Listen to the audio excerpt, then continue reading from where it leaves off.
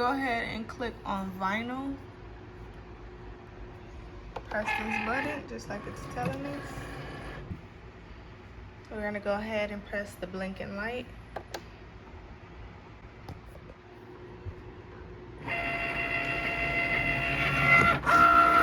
Everything is preparing, and we did press mirror, so it will mirror.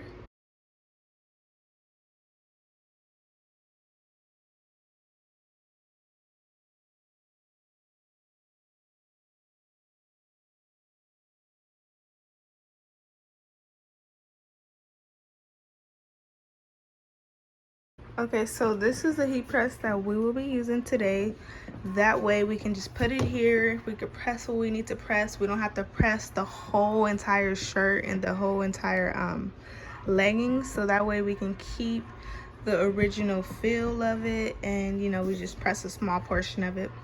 And then roll the area that I'm gonna put the vinyl. Let roll this. I'm gonna put it down right there.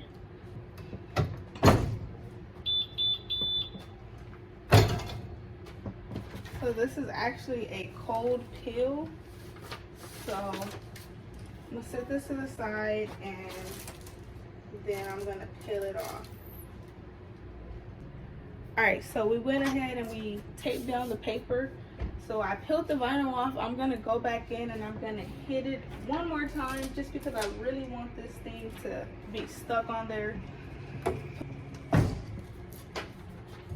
So that is gonna do it. Right here. So this is the front.